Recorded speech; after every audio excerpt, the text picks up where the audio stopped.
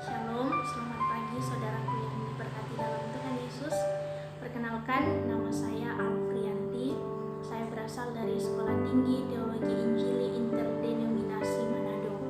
Saat ini saya rindu membagikan, menceritakan kebenaran firman Tuhan yang terdapat di dalam Kejadian pasalnya yang ke-22 ayat yang pertama sampai ayat yang ke-14. Kejadian 22 ayat pertama sampai ayatnya yang ke-14. Saudaraku yang diberkati dalam Tuhan Yesus Kristus, dalam kehidupan kita sehari-hari kita sering mendengar istilah iman. Apa itu istilah iman? Apa itu iman? Dalam Ibrani 11 ayat pertama dijelaskan, iman adalah dasar dari segala sesuatu yang kita harapkan dan bukti dari segala sesuatu yang tidak kita lihat. Saya dan saudaraku, kita percaya kepada Tuhan Yesus. Kita tidak pernah melihat Tuhan Yesus itu secara kasat mata seperti apa Tuhan Yesus itu, seperti apa wujud Yesus itu.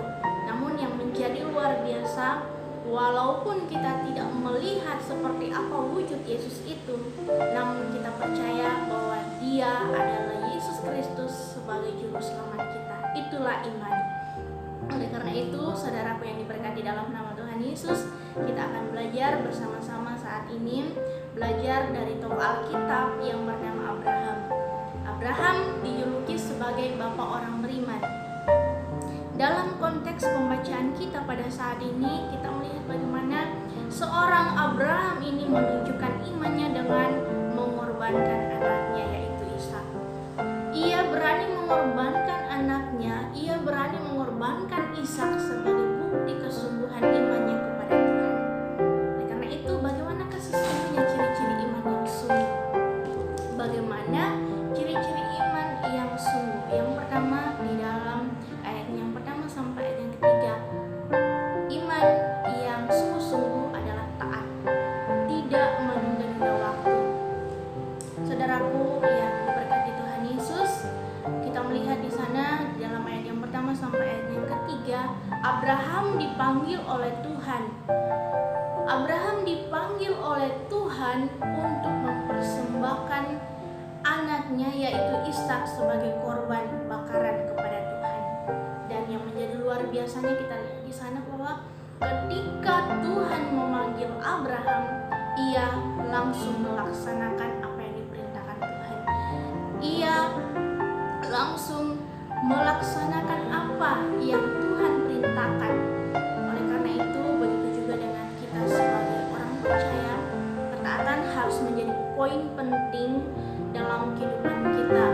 Ketaatan harus menjadi gaya hidup kita sebagai orang percaya. Apapun status kita sebagai hamba Tuhan, sebagai dosen, sebagai mahasiswa, atau sebagai orang tua, sebagai anak, bahkan dimanapun kita berada, dimanapun posisi kita, kita harus menjadi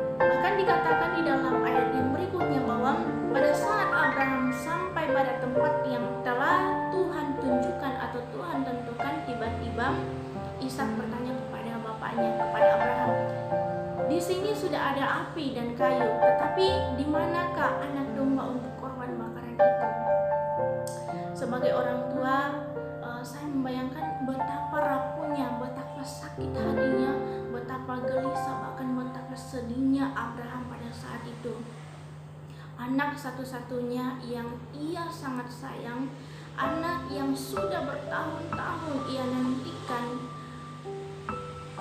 yang akan ia jadikan korban, bertanya lagi, di mana korban yang akan menjadi korban bakaran kepada Tuhan, padahal yang menjadi korban pada saat itu adalah dirinya sendiri yang bertanya kepada Abraham.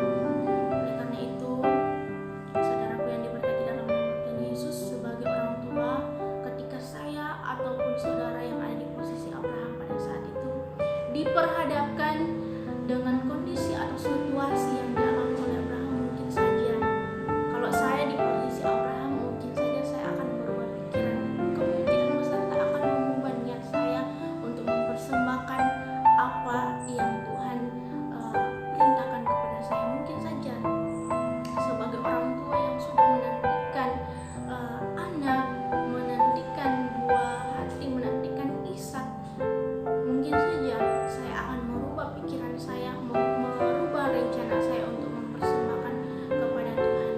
Tapi luar biasanya kita di sini melihat apa yang dilakukan oleh Abraham.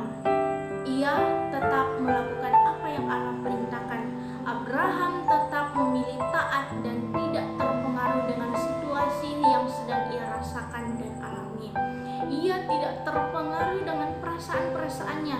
Ia tidak terpengaruh dengan pikiran-pikirannya. Karena Abraham memiliki ketaatan dan ia berkata bahwa Tuhan tahu yang terbaik bagi saya.